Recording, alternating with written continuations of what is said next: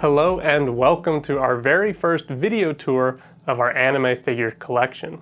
My name is Senpai and I'm going to give you a tour of our game room, and in the second half of this video, Kohai is going to give you a tour of the studio. If you've only followed us on YouTube, you've never seen this room, so we figured this was going to be an exciting place to start. And once again, if you've only seen us on YouTube, you have not seen all the studio has to offer. You only really see the 4 cases behind her, and you don't see the figures directly behind her chair. There's actually 8 total cases in that room, as well as a giant collection of 1/4 figures, and even a shelf up top for larger figures, so stay tuned for that half of the video. This is going to be an extremely long video given the number of things we need to cover, so I'm putting chapters down below so you can skip to the relevant parts to you, or you can catch back up if you have to watch this video at a later time.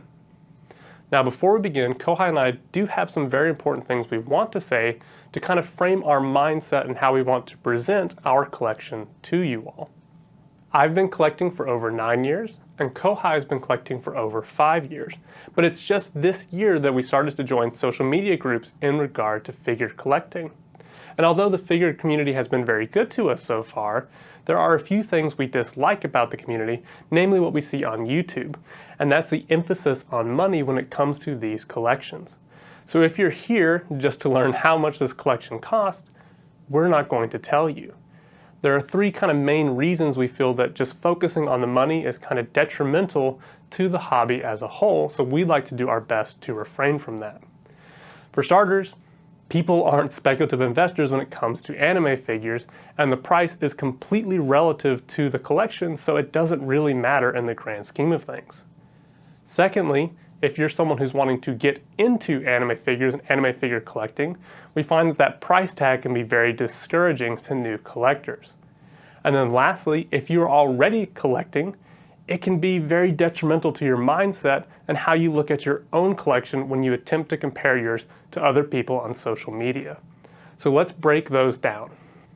Yes, you can make money selling figures, but the speculative market really isn't there. People that collect anime figures because they enjoy anime and they enjoy seeing their characters in 3D form.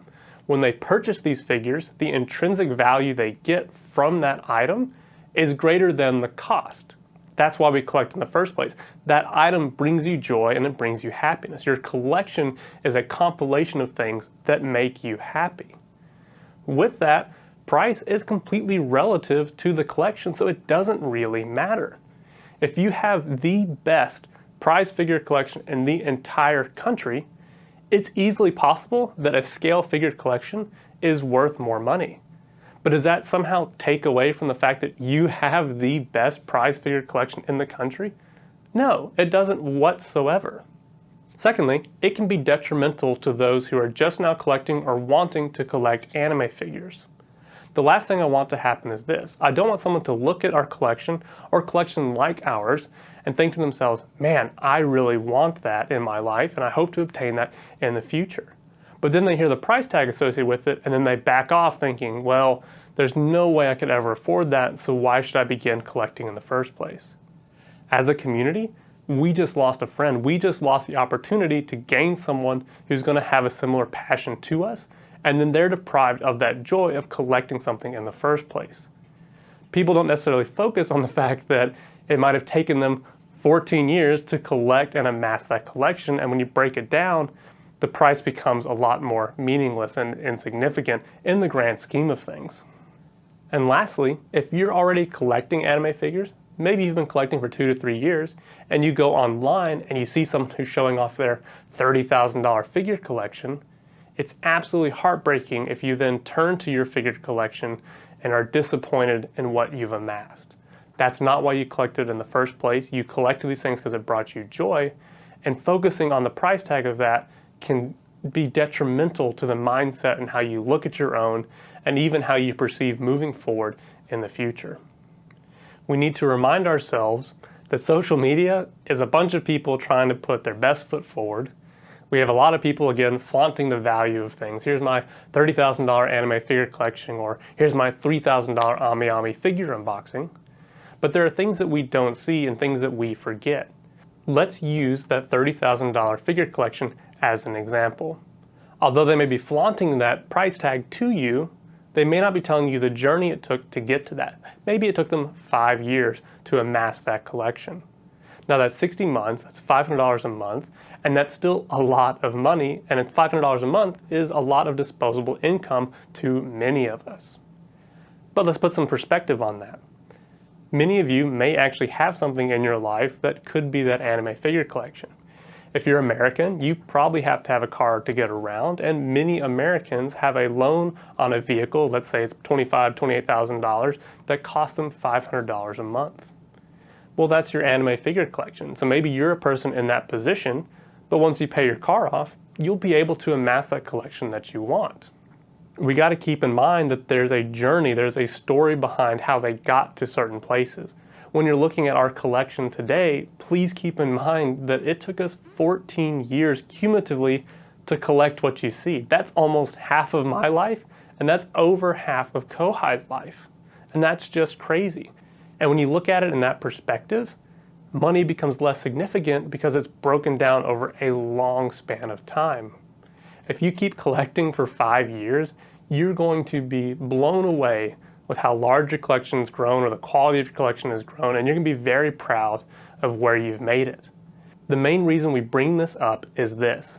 We don't want our collection in any way to bring down anybody. We want this to encourage new people to collect, and people who are currently collecting to continue growing their collection if this is a hobby that you enjoy. We hope more than anything that you can take something out of this. Maybe this inspires you in some way to work on your collection or start a new collection. Maybe you like how we've lit our cases. I'll talk to you about that and you're welcome to copy it. Maybe you like how we have our figures layered and you want to mimic that. Maybe it's the opposite. Maybe it looks too cluttered to you, so when you build your collection, you know you need more display cases to lay out your figures a little more separated. We want to be the first to encourage you to join our hobby and to continue collecting if you're already in it. You can do it, it just takes time. People focus on money so often because it's a measurement of success in our society. And the sad truth is it's just going to take some of you longer than others, right? Some people have more disposable income, some do not. That being said, all it takes is time, and I want to make sure that we keep that in mind when you look at collections like this. And I hope that as a community, we become critical of people just flaunting the value of the collections for the reasons that I stated before. I sincerely hope that this is coming across genuine. It's not a humble brag. That's not how we're intending this to be. We're not trying to put ourselves on some pedestal above everybody else. In fact, it's the opposite. I'm so tired of all the facades that people have online that I hope this feels and is humbling to you all who are watching this. We want to be encouraging. You all are a part of a community that we love, and we're excited to be a part of that. Any of the comments you leave on YouTube, or if you've interacted with us on Reddit, mean the world to us because you all are our friends. We don't have anyone close by to share this passion with. None of our friends collect. Most all of them are still in college, so they don't yet have the funds to amass and grow a collection. So truly, it means the world to us to be a part of this, and we're excited to share this with you. And we're going to be excited when we talk about it. So again, I just want to make sure that the mindset that we go into this is in line with how we feel as people on YouTube and how we want to present our channel. Before we move on, there's one last thing I want to bring up, and I'm only bringing this up because sadly it's been used against us to belittle the commentary that we just made. We've had this conversation with others, and people for whatever reason don't want to hear it or they think it's fake coming from us, and so I want to address that. Kohai and I are not rich. We both work for the state government, and she's in college. We don't have a lot of money. Again, this took over 14 years to collect, and I want you to keep that in mind. But it can look hypocritical telling you all this, but I'm standing in a room like you see here. So I want to humble myself in front of you, break down that facade, and actually tell you a little bit about what you see here, because I think it's actually going to be surprising, and again, remind everyone that what you see on social media isn't the true story, right? I don't want to sit here pretend like something we're not. And I want to let you know, we are regular everyday people, right? These are words coming from somebody who has worked towards what they have and wants to encourage any of you all to do this. All the electronics you see beside me are from a side hustle I have that I've been doing for the past 6 years, and I build high-end custom computers for clients. Now, to ensure that this isn't like a humble brag or anything, I'm not even going to tell you the name of my company. I'm not going to link it in the description below, so none of this can get back to me and like be beneficial to that side of things in any way. And if you're actually one of my very few followers of my super small company, respectfully, please don't comment below the name of my company. That undermines what I'm trying to tell you all here. If you want to communicate with me about anime figures or computers, feel free to DM me through that company. I'd love to talk to you all. So back to the computers you see here. The total price tag of all these computers is over $40,000, and that is a ton of money. But it's essentially a facade, and that's why I'm bringing this up. My financial investment in what you see here over the 2.5 years I've been building this room is only about $6,000. And many of you who like anime figures, there's a high correlation between those that like video games, right? And many of you might play on PC. And if you do, you know that $5,000 to $6,000 is what it takes to build kind of a high-end air-cooled computer and have some nice peripherals. And for many people, over the course of 2 years, that's attainable. And I'm here to tell you, that's about all I could obtain in 2 years. It would take me that long to save up for that. If I stopped collecting figures, at best, maybe I can do that within a year. So how does all this exist behind me in this room? It's because over these 6 years, and with the help of a very generous business partner, I've worked my way up to becoming a sponsored modder. So companies literally send me stuff for free in exchange for building marketing material for them to advertise their products. The computer you see beside me is the first computer I've ever had that was fully sponsored. Everything in here was given to me, right? And at the time I built this last year, the MSRP was over $12,000. I cannot afford a single computer that's in this room. It took me $6,000 to add the rest of the stuff you see in this room. And the reason it's so show-offy is because I do use it as a studio for that company. When I do builds and take photos, I will do it in this room to help build that image of this company. Every computer you see here has sponsored parts in it.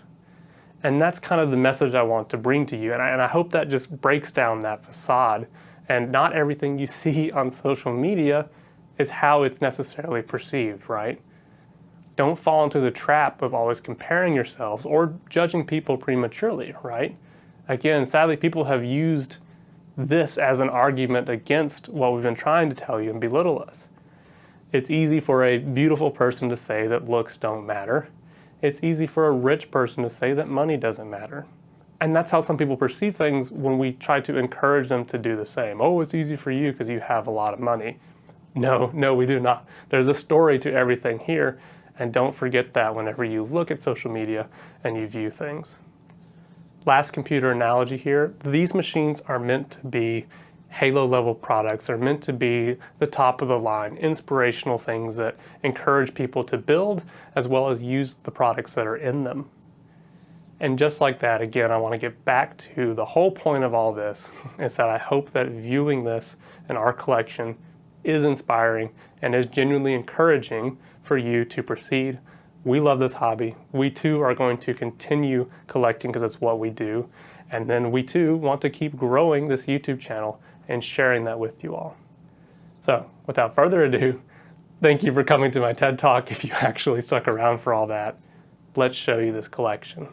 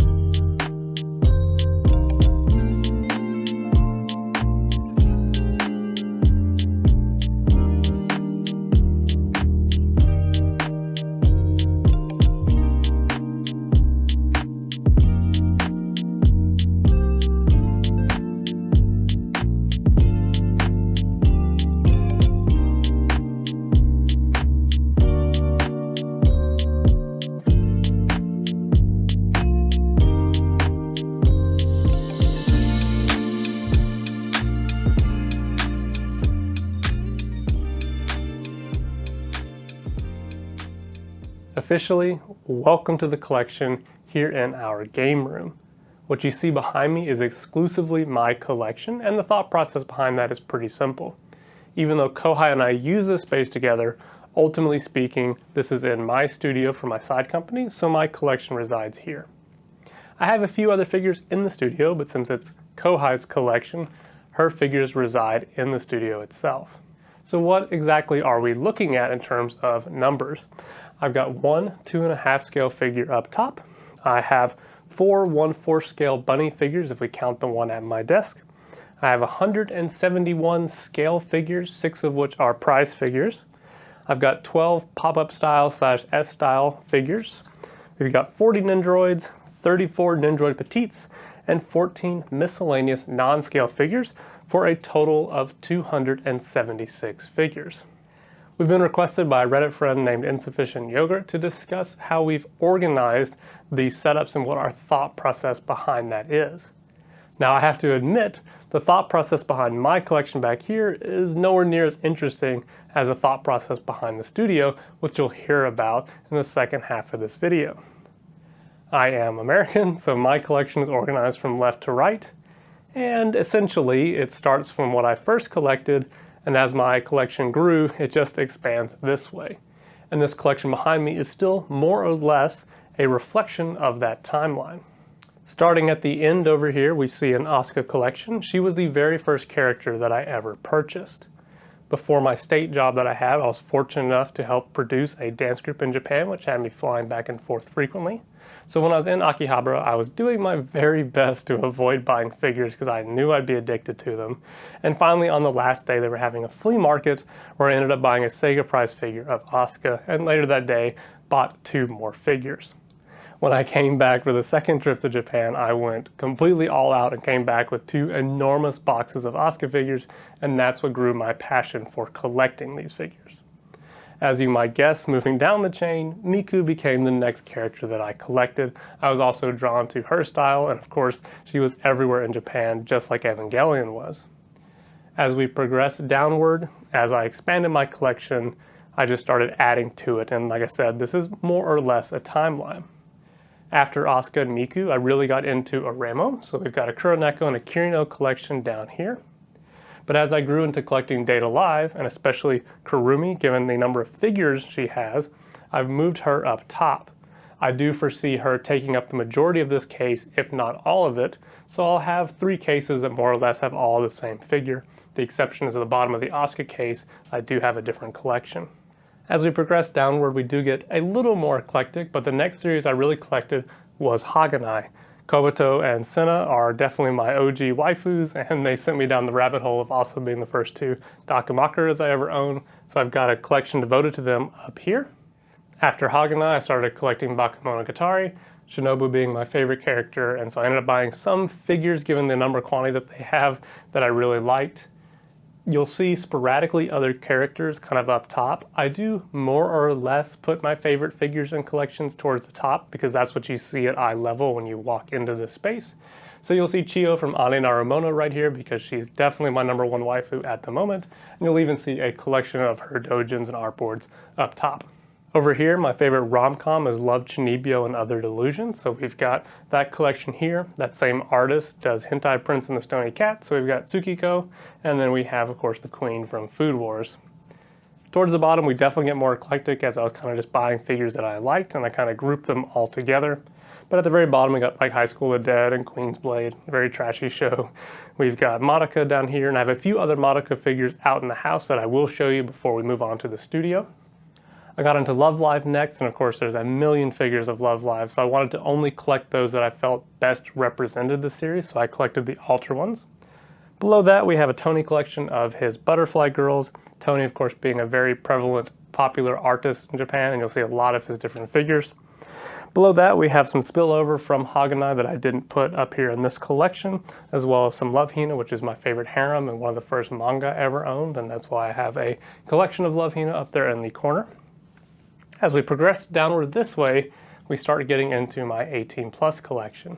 It did take me a long time to finally purchase an 18 plus figure, and once I did, it was all downhill from there, and both Kohai and I really enjoy collecting 18 plus figures, which is why it takes up so much of this collection. And there's quite a bit more in the studio, to the point of, well, it's pretty in your face, and I know Kohai can't wait to share that with you. But starting up top here, I'm currently into Nekopara, so I've moved the Nekopara collection up top. We've got a lot of chocolate and vanilla, which are my two favorite cat girls. If I only have one cat girl, it'd be Coconut, which is why she is down here. We start getting to some of the few sky tubes that I have, so with those two natives and those three down there, I only have 5 sky tubes. I'm more into native figures. And so moving down this way, it's almost all native figures with the exception of a Bishop's Rondo case up top. That's by an artist called Kadama, and I do enjoy his work, so I've got that collection there. And that's more or less how I have this organized. But before we start talking about the individual cases and me showing those to you, let's discuss the lighting here. The lighting in these cases are custom in the sense that they're LED strips that I soldered together. LED strips sit up front and cast light back onto the figures, and I've blocked the view of the LED strips by just using weather stripping like you would use in a door or window. This is important because good LED lighting is best when you don't see the diodes. The diodes produce so much glare that it's distracting from what you're trying to showcase. Think about a museum, right? If you go and see an artwork, you see it lit from the front. That way you don't see the lighting itself and you just see the glow of the painting. If they have that little arch that comes up front, well, that's a light that casts back onto the painting to give you that exact same effect. You don't see the glare, you just see the painting lit. And I do think we've achieved a good look with how I have them set up here. The lighting in this room is identical to how I have the cases in the studio lit.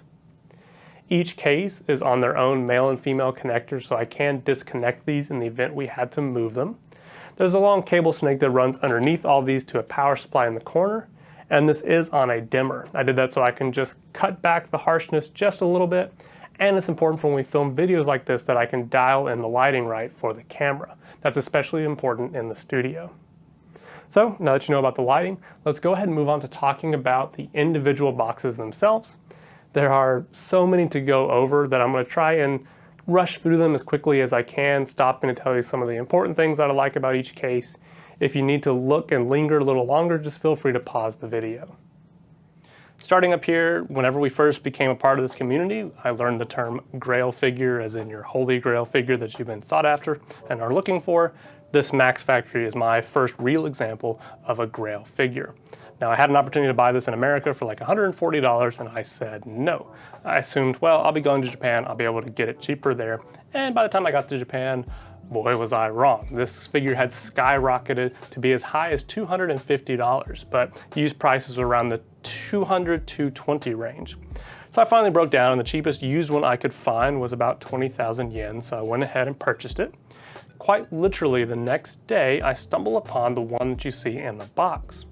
It was, I think, mistakenly labeled for 6,000 yen. And I noticed in the display there was a figure that was not worth 22,000 yen, and clearly must have been that 6,000-ish range, so I think someone just quite literally swapped the price tags. And so I bought that immediately, which is why I have 2 of them. It's one of the only figures I do have doubles of. Other than that, this figure right here, when I mentioned I started with 3 Asuka figures my first trip to Japan, this was one of the ones I had purchased. And for there we have a resin figure in the back, and then an older Volts one that you don't really know much about or see much about online. Next case, we can see one of the very first resin figures I had ever purchased, and one of the first times I bought like some kind of magazine or something to pair with it, as you can see her in her school dress. Then I've just kind of got like figures grouped together so we can see some Kotobukiya ones with the 2.0 and 3.0 versions. Third box down is my last Asuka box. In the middle I've got the Ami Grande resin figure, and in the back middle is one of the first Asukas that I ever bought. That was one of the 3 that I had purchased, and that was the most expensive one that I had purchased on my first trip to Japan. The Asuka bust to the right was actually a gift given to me by my boss in Japan. At the bottom I do have a small Elisa collection from God Eater. This is kind of continuing my trend of buying figures where I just like the character design and I haven't actually played the game yet. But I do like all the plaid that she has, the weaponry that she has, and I do think some of these are really great. This one here in the back, I had also purchased at a flea market in Akihabara, just like I did the very first Asuka figures. Moving on to my Miku collection, this is sitting at the very top. I have my favorite Miku over here, once again Max Factory, hitting it out of the park. If Kohai were to review it, I do think it would score very highly given the price point, the level of detail, and the beautiful acrylic base that it has. We got the Good Smile Deep Sea Miku here, and I do have her matching Nindroid Petite, and you'll see throughout this collection I do try to pair the Nindroids or Nindroid Petites with their respective scale figure. Snow Miku over here, this was one of my favorite Nindroids of all time, and in the back is actually a custom little Miku print that I got from Comic Cat. Moving down, we've got the Miku DX here, which is a grail for many people and was a grail to me for the longest time. It was very hard to track down until they re-released it, but it is a horrendous figure. So when they re-released it, I hope they fix some of the issues with it. Her hair loves to fall out all the time, and it takes out the headband she has and breaks them. So I've had to glue that together too many times, where the point I just don't even care about the figure anymore, but can't really sell it just because of the broken pieces. Back there in the back, I have another piece from Comic Cat, and I've got some Nindroids up front. Down here, we can see the Tony Miku over here, and then this cheerleading one, which was a grail of mine and was very hard to come by at the time I was looking to purchase it, with the matching Nindroid Petite. And then down here, once again, more Nindroids to complete the collection. Then lastly at the bottom, we have a few more Nindroids and one of my only racing Mikus that I have.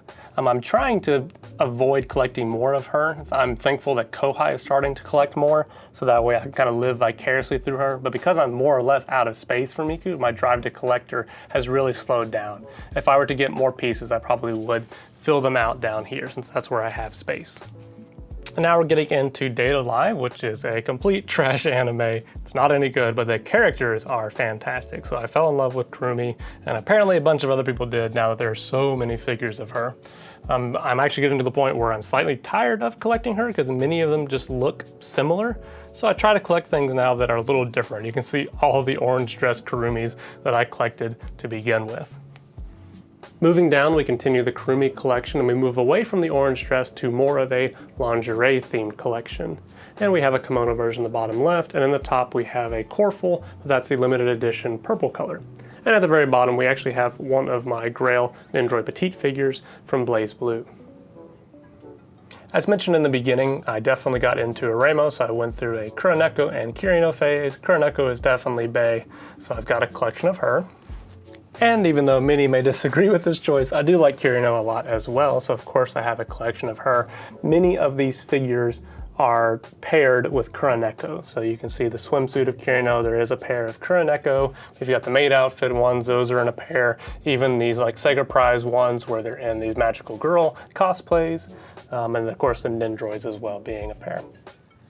This is definitely a collection of some of my favorite waifus. I do love Yoshino from Data Live, Shinobu from the Monogatari series, and then of course Chiyo, who is my current top tier waifu. As we get more of her, I probably will fill out this display more with her and progress some of this other stuff downward.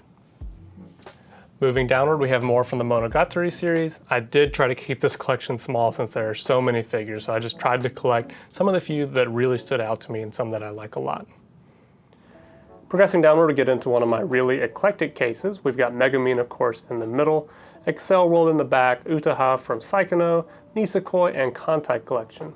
The Megumin in the back right was actually a gift from a friend who knew that I would watch the series after getting a figure, and he was right. And the Utaha is actually a gift from my boss in Japan again. For my birthday, she bought me that figure thinking that this looks like a figure that you'd like, and she was right. Definitely have some ecchi series here at the bottom with another trash series, Queen's Blade, with Airi, who's one of my favorites, and I've got High School of the Dead up front. Here we've got Haganai, and very specifically, I've got a lot of Senna and Kobato, who are my OG waifus. This was definitely my descent down the rabbit hole, even going as far as collecting Dakimakuras of both of them. Now we've got my favorite rom-com, Love, Chinibyo, and Other Delusions, followed by Hentai Prince and the Stony Cat with Tsukiko from the same artist, and of course the queen herself in the back corner from Food Wars. Continuing on, we have one of my other eclectic cases. We've got Melty in the back, Yuraku, Shiro from No Game No Life, Lotte from Astarote no Mocha. We even got Keion, Black Rock Shooter, and even Angel Beats up front. That Lotte in the middle is actually one of my Grail figures. I like that series, and they make very few figures from it because it wasn't that popular. And the one you see before you is a limited edition with the smiling face and features her white striped green panties. Definitely have a Madoka collection here. You can see a lot of the Nindroids as well as some of the kimono figures that they offered. And in the house, I do actually have the Ultimate Madoka and the Devil Homura figures, which I will show you before we progress to the studio. Getting into my Alter Love Life collection, the more I look at this, I'm actually not sure why I have this box above the one you'll see here in a second. I guess I'm just biased because Ellie's figure is my favorite Alter figure that I've got in the collection, even though she's not necessarily my favorite character. And here in the second level of case, we do actually have my favorite characters being Nozomi and Kotori-chan, as well as Nico. Nico might be one of my favorites here, especially from the Alter series as well. Moving down here, we can see a Tony collection of his Butterfly Girls. Tony is one of the first Japanese artists that I knew by name.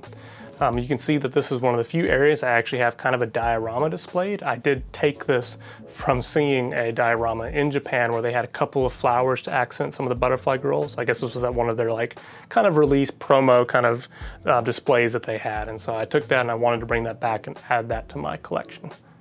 Down at the bottom we have some carryover figures from Haganai. You can see Yozora there because I do quite like her as well. On the right we've got Naru from Love Hina. Now they really don't make any good figures of her. A lot of them from that time are just really bad resin figures, which you can see two of right there. Thankfully Max Factory did actually make a decent figure of her right there in the middle with the green top. Moving back to the top, we have my first 18 plus case, starting off strongly with Neko Para. You can see some of my chocolate and vanilla collection. Up front we have the native ones, and in the back we have some of my only Skytube figures. I only have 5 total, and chocolate and vanilla make up 2 of them. Continuing with Neko Para, we've got the Pretty Kitty, vanilla and chocolate up top. I've got their pop-up parades beside them, and some non-scales there, and of course coconut right up front.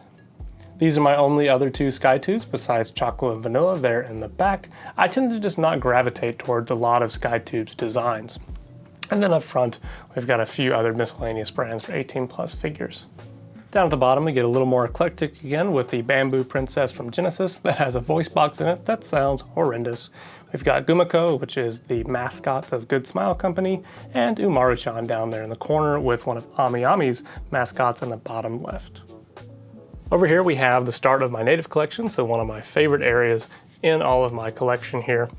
With any of the natives, we have all their postcards, so we've got them in little sleeves so they don't get damaged. If they don't have the postcards, I admit we don't want to collect them as it just lowers the value of the figures. And at the same time, seeing that 2D to 3D conversion is one of the best parts about owning figures to me personally. These are a mix of more modern ones because some of my older ones are over in the studio. We've got a Togi up front who is way larger than we expected her to be, Librarian Girl in the top left corner, and Dracula over here was a gift from Kohai and one that I was quite sought after and very happy to get. Moving down, I've got some of the open dress kimono girls to keep with that theme. I've got Shiro Tomoko's Ice Cream Girl there in the back. He is one of my favorite doujin artists, and I have this beautiful figure from Frog here in the left. Aria White Knight is her name, and I do actually have the original magazine where that artwork came from behind her. We have another full native case. This has some of my older natives with Sonoko in the back being the second one I ever owned, and in the middle we actually have a fully nude Nindroid Petite. At the bottom, we remain pretty eclectic with the Black Knight from Bikini Warriors there in the back right. We've got a random Asuna Nindroid there in the middle, Ruko from Kill la Kill, Hoki from Infinite Stratos, and of course Momo from To Love Ru. And now we get into my last figure case. Up in the corner, I've put a Bishop's Rondo collection, which is a pretty new company to the game. I've got some of their alternate color versions as well as the original.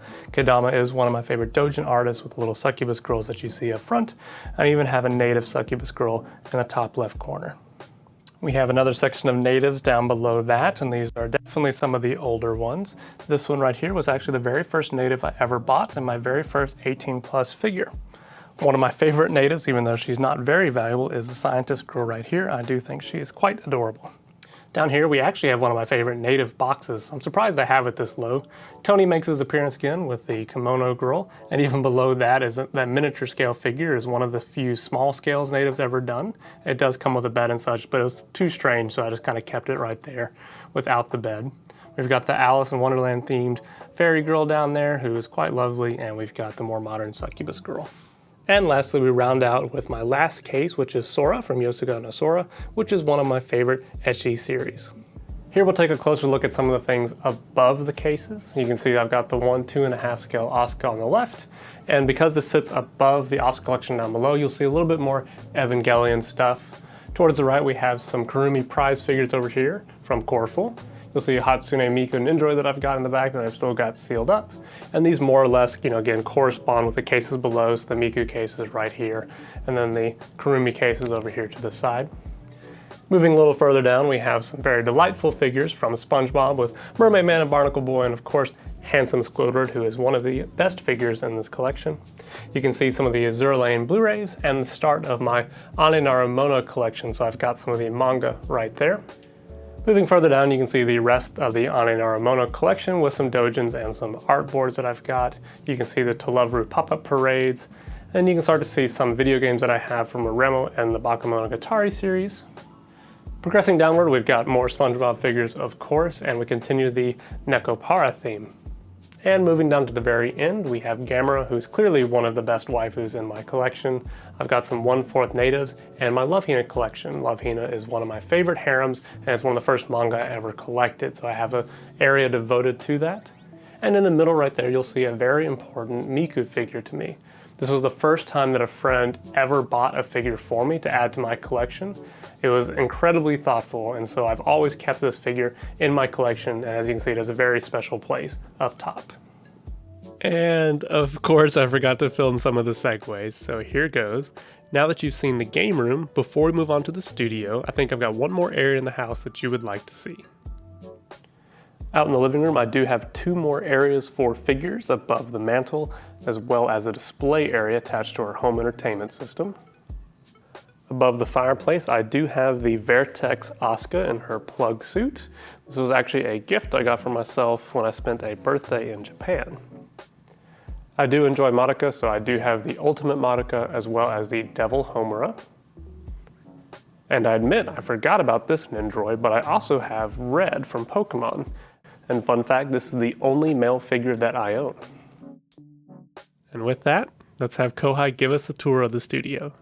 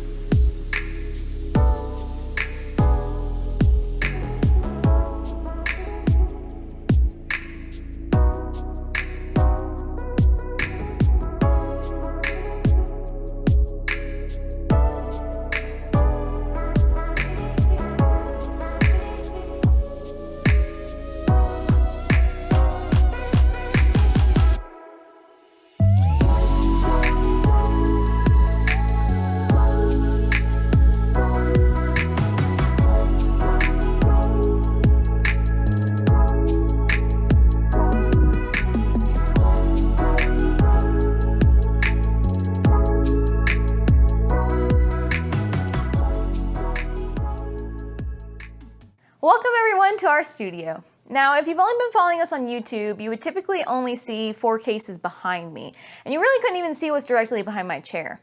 But in actuality, there's 8 cases in our studio, plus all of the 1/4 and larger scales on top. In order to take a closer look, we're going to go ahead and get rid of this desk and chair. So now we can take a closer look at the studio collection. While most of these are my figures, some of them are senpais, so as my collection grows, I will be cycling out senpais, and eventually this will be entirely Kohai's collection. What are we looking at here? Well, we have one 2.5 scale figure, 35 1/4, 145 scale figures, with 5 of them being prize figures, 4 pop-up parades or S-style figures, 18 Nendroids, 25 Nendroid petites, and 8 non-scale figures, for a total of 236. Organizationally, this room is quite different from the game room in the fact that we primarily focus on the middle, particularly these cases behind my chair. These particular figures are displayed since they're either intriguing, add to our clout, or I just enjoy showing them off. In the game room, the cases are organized from left to right, but in this room, we primarily put figures that we want to show off on the right, since when you walk into the studio, you can see the right better. Except for our 18+ collection, which in our videos is on the left, since we can kind of hide this shame. But we can't really hide this shame, which is our 1/4 figures. Since we don't really have any space, we have had to put on top of our figure cases. Now we also have a shelf up here for our larger figures that just take up too much space in the boxes. I'm going to interject here and use this opportunity of the re-release to expound on this section. In our original 18+ video that we did of this, we did not elaborate as much on the layout back here as we intended to. Kohai mentioned selecting figures behind us based on 3 criteria: that the audience would find it intriguing, that it adds to our clout, and that they're figures that she finds intriguing. So I want to go ahead and break those down. And we're actually going to start with clout, as clout is what sets up the other 2. So what do we mean by clout? Our goal here at Kohai's collection is to provide you, the audience, the most in-depth reviews for figures on the internet, at least for English-speaking audiences. And with our format, you can even go as far as to compare other figures. But why should you, the audience, listen to us, and in particular Kohai? What makes her special? Why should her opinion on this figure mean something? Well, hopefully just in watching the review, you can hear that she is very detail-oriented, right? She has a discerning eye for these figures. She's been collecting for 5 years, almost 6 years at this point, and has been around a ton of figures, as you've seen so far in our collection. So by that alone, she does have experience in that. Beyond Kohai's own discerning words, there are other context clues that we can give you all, the audience, that we have experience collecting. And that's where that clout comes in. We have figures here that if you've been collecting for 8 to 10 years or so, you should recognize. The most important cases of those being the ones right beside me here.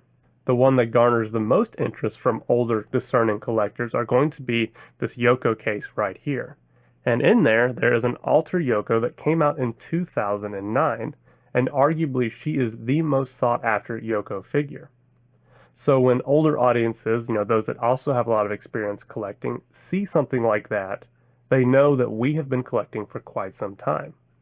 And this Kirino is the exact same way. You don't really see figures beyond the 1/4 scale come up very often, and very few new collectors even recognize the character or much less know that this figure exists. When moving to this side, we're into 18+ figures. Not all new collectors are into 18+ figures, which is understandable. But if you are into 18+ figures, we've also got some rare ones right here. Up in the back, we actually have the Tentacle Girl, which is Native's first Creators Collection figure they ever released. So these are where the clout comes in. Those that have experience collecting will recognize those as they join our channel for the first time, and that should add some bonus points, right, to listen to Kohai's opinion and know that it comes from a place of experience.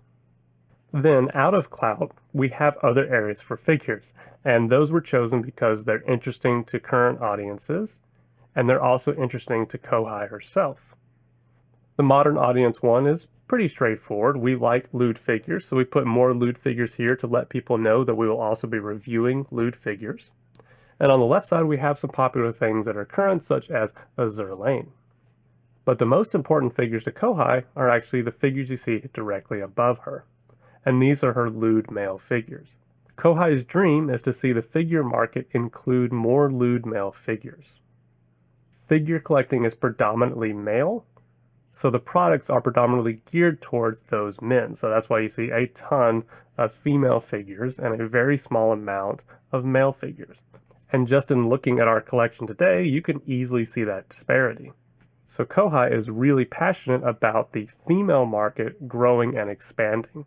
So rest assured that basically any lewd male figure that's going to come out from Native or SkyTube or large companies like that, she is going to acquire. She wants them to know that that audience is there, and she wants to cater and to help develop that audience, right? So anytime we have a lewd male figure that's going to come in, hopefully we'll do a review on it. We're going to get that content out because that hits really close to home for Kohai and her mission with this channel.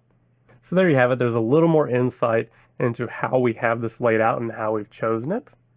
Producing this whole room tour takes a ton of time and effort. And, we can't really do this every year because the collection doesn't change by that much. Maybe in a couple years we can do it again. And maybe we've added 20% more figures, for example. That way it's a little more exciting or engaging. We have discussed the possibility of actually rotating figures out behind here, maybe on a yearly basis. So every year that rolls around, maybe we will change up our backdrop, switch out some figures so you all can see some new ones. But we're going to keep basically that similar mentality, right? We're going to have the important figures of Kohai probably right above our head. The ones that people see most often to be some form of clout to draw in those audiences. And we'll keep kind of popular things here on the side. So hopefully in the future you will see this rotate out, and maybe we'll do shorter tour videos where we're actually just giving you kind of some updates on what the studio is for that next year. And with that, I'll turn it right back over to Kohai to finish off the tour. So now that we've gone through some of the organizational side, I will walk you through each case.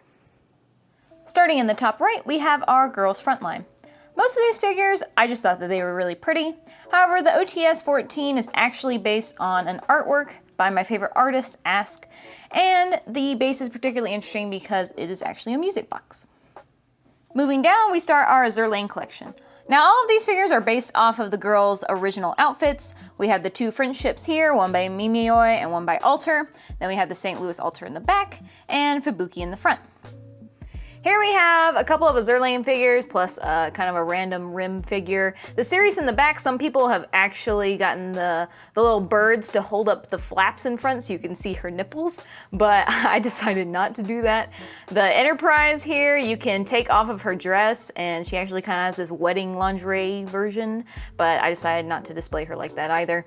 And then the rim is a cute little Halloween version. This is our Catgirl case. Now, most of these are from Nekopara, except for the Princess Connect Redive figure. The coconut in the back, she has stretchy pants that you can pull off to expose her thong. We have a pop-up parade of Cinnamon, which is actually my favorite Catgirl. And then an S-style of Coconut, my second favorite Catgirl. And Maple, I don't really like Maple because she gets cinnamon and I don't, and I'm a little jelly about it. Moving on to the next case, we continue the Azur Lane trim. You've already seen these two figures, with this being the Alter Prince Eugen and this being the Laffy. And then there are a couple other Prince Eugen figures. Now, this one is actually pretty rare in the fact that I have the limited edition face. Some people don't even want this figure because they can't find the face. I just happened to get extremely lucky since this was only given out to a select number of people. I didn't even pre-order this figure, but I found it on Nippon Yasan, and it just happened to have the limited edition face. Moving down, we have a few different Azur Lane skins. In the back, we have a Jean Bart, which is another Ask illustration. She has these really cool cups that come down, but they are a pain to get on there because they like to fall off. We have a Yatsen, a Sirius, and then this figure is a Tony illustration. And here's our Azur Lane swimsuit box. We have Kaga and Akagi, the Alter Atago, the two twins from Mimeoi, which have amazing acrylic bases. Now, the Signet is not as impressive as all the other ones in this box. However, she's one of the first Azur Lane figures that I collected, and so she's very dear to my heart. Moving down, we get slightly more random. We have mostly a Zerlane, a couple Durararas. This is Wanderer's first figure, illustrious, pretty meh quality. The unicorn, I was so disappointed because the prototype looked so good. And they made her face so derpy. And so, I still really like unicorns as a character, but it's not my favorite figure. And then we have Yudachi down here. She's pretty good. All right, moving back up to the top, we come to a case that we can actually see in our review videos. This is Senpai's Yoko collection. We showcase this collection since it's older, and collectors that have been in the scene for a while tend to recognize these, especially the altar in the back, which is quite rare. This adds to our clout and has already started a few discussions already. Moving on, we get to our biggest girl, which is our Kirino 1/2.5 scale, and this is the soft bust version. Now, not only is this figure extremely hard to find, it also has a very cute story behind it. So this is one of Senpai's grail figures, and he missed out on buying it a couple different times. I found it online one day, and I decided to buy it for him since it was near our 3-year anniversary. We had just moved into our new house, and he was setting up his own room, and I just got so excited. I couldn't wait till our 3-year anniversary to give it to him. So I went up there and I snuck it into his room. I went back downstairs, and then he went up there to go do something, and he found it. He got so excited, and he ran down the stairs, and he opened it in front of me. But I told him that one of the stipulations was that we had to put it to where we can see it in our videos. And so here it is. Moving to the bottom, we see one of my first mail collections. On this side, we have figures from Yuri on Ice, and over here from Free. This box was a pain to organize. It was like playing Tetris. These figures want to break apart. You can't even really see the Nindroids in the back. And these Free figures are important to me because when I was first collecting, I wanted to find sexual male figures because there are so many female sexual figures, but like no male figures at the time. And so these were the first two that I thought were decently sexual. And there are more in this series, so maybe one day I'll end up collecting all of them. Moving back to the top, we have our 18 plus Yaoi Boys box. In the back, we have two of Ikezaki Misa's figures. One is the royal black version, the other is the regular version. These are actually pretty cool because they are made by Insight. And if you don't know, Insight usually makes really terrible PVCL figures. However, Ikezaki Misa was very involved in the making of these figures, so they actually look pretty good for the company that made them.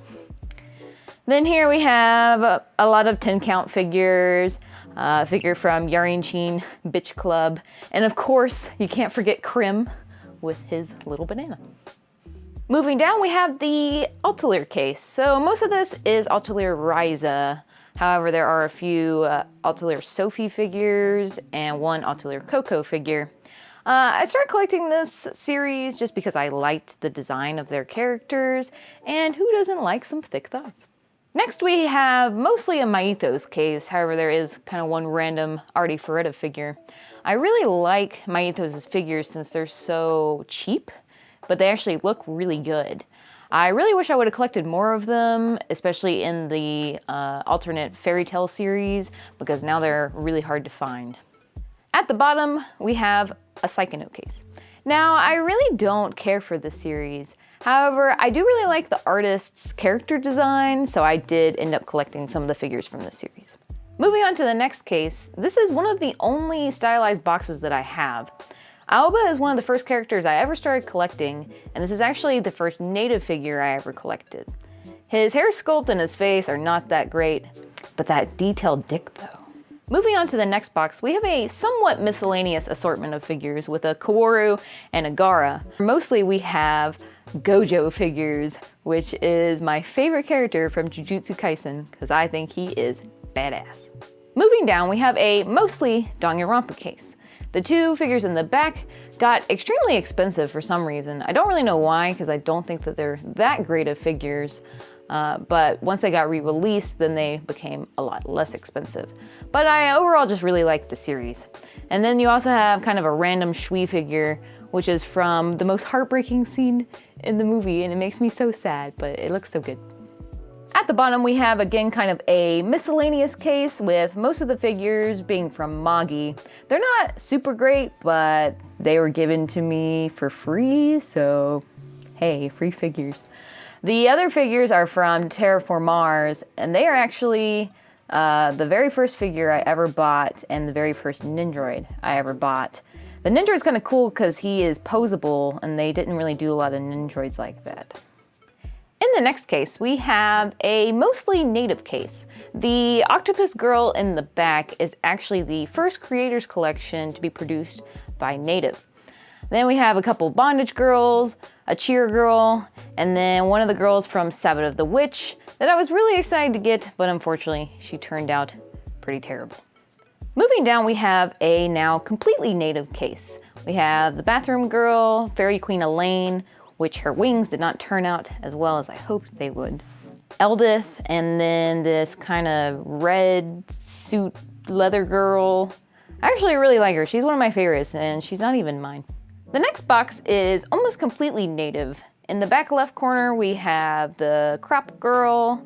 The two succubus girls are from Love, Mary, Evil Conception. In the back right, we have the nurse girl that's actually from SkyTube.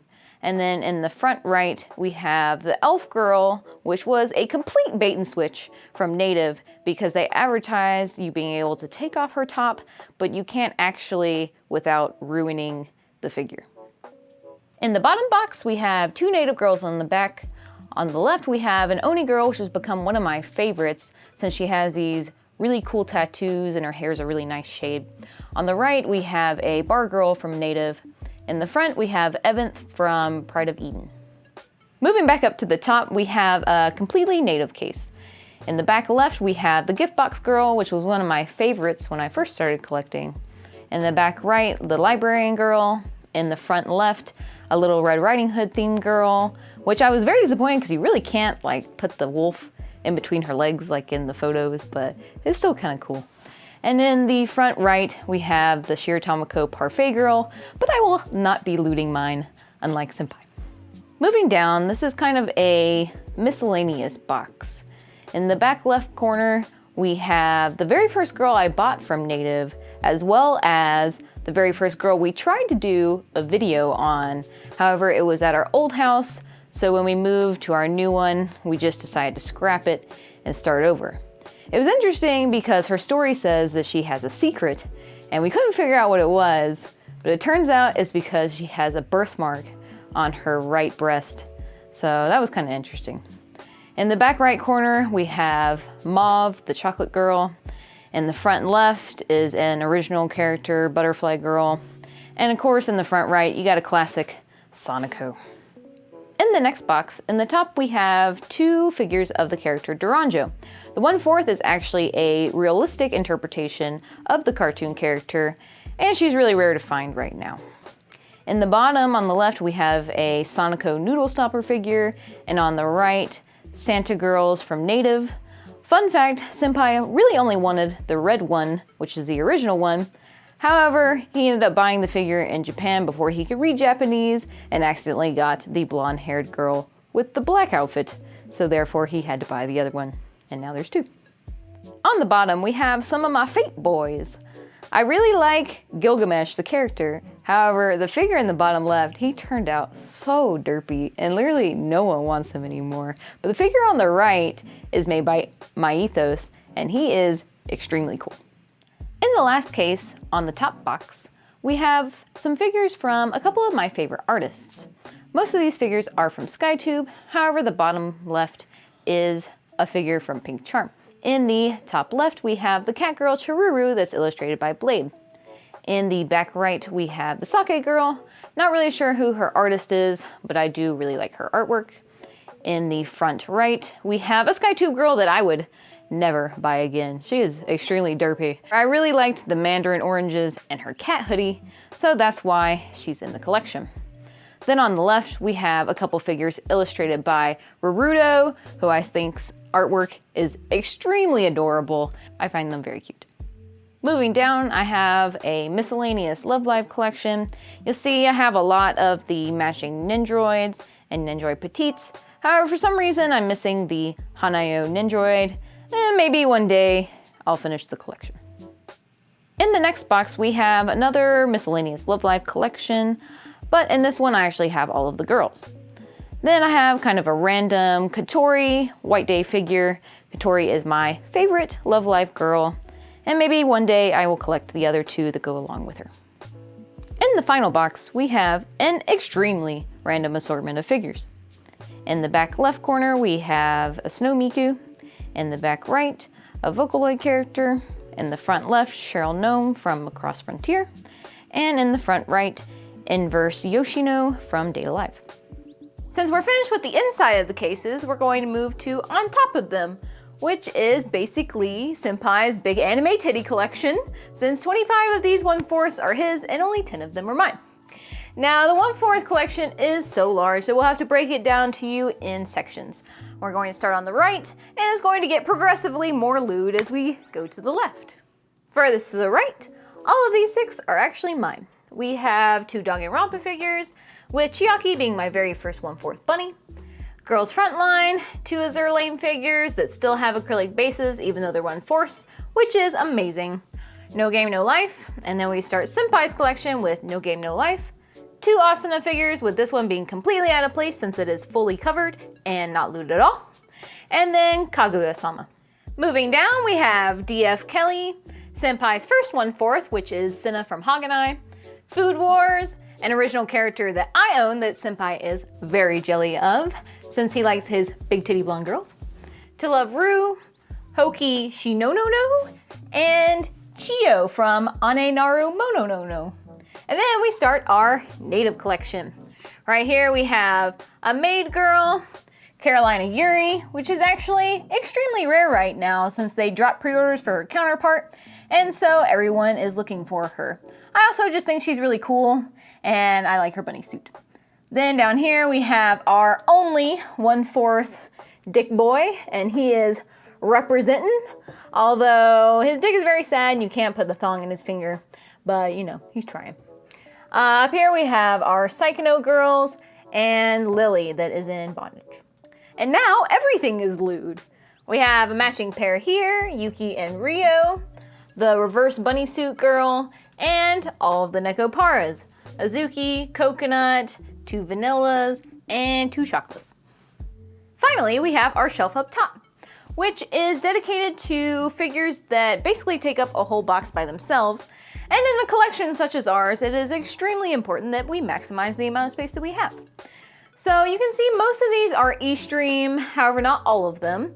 Eventually this shelf will probably all be E-Stream, and we will build another shelf next to it that has all the other figures. And then when we inevitably end up out of space, we will replicate this exact setup in the game room, which you just saw with the anime merch on top on a shelf. And you know, we gotta get rid of all of Senpai's anime titty 1/4. And the dream is to have Kohai's 1/4 dick collection, because eventually that could be a thing, okay? A girl can dream. So let's go ahead and take a closer look at what we got on top. Starting on the right, we have 2 Cardcaptor Sakura figures. We have the clear card and the Rocket Beat version. Now I just need the Stars Bless You figure in order to complete the collection for now. Next we have the Miku with You, which is the 2019 version. Beside her we have another Miku, which is a Magical Mirai Miku and is also the 2019 version. After her we have Kukulane from Fate. He may not have the best paint job, but he is still looking pretty badass. Then we have Kaworu from Evangelion. Finally, we have 3 different E-Stream figures. Albedo from Overlord, and the Crystal Dress Rim, and then the evil version of the Crystal Dress Rim. Well, that concludes the tour for our game room and studio. Now, I know this was a really long video, so I hope you enjoyed this content. We've been meaning to get this out for a while now, however, it took a lot longer for us to prepare the collection and multiple days to film and edit, so we really appreciate y'all's patience. Now that we shared our collection with you guys, there's another new video format that we want to introduce, which is called Anime Figure Archive. This new video series, we will be able to churn out a lot faster. It'll be about figures that are already in our collection that we can bring out and do a brief showcase on, or new figures that we may not have enough time to do a full review on. So if there are any figures in our collection that you saw today that you want to see, just drop a comment below. Along with that, because we shared our collection with you guys, we'd love to see y'all's collections. So if any of y'all have links to your collections, please drop them below. We'd love to discuss with fellow collectors, see what kind of collections y'all have and what you're proud of. Well, thank you so much for watching this video, and from Senpai and Kohai, bye!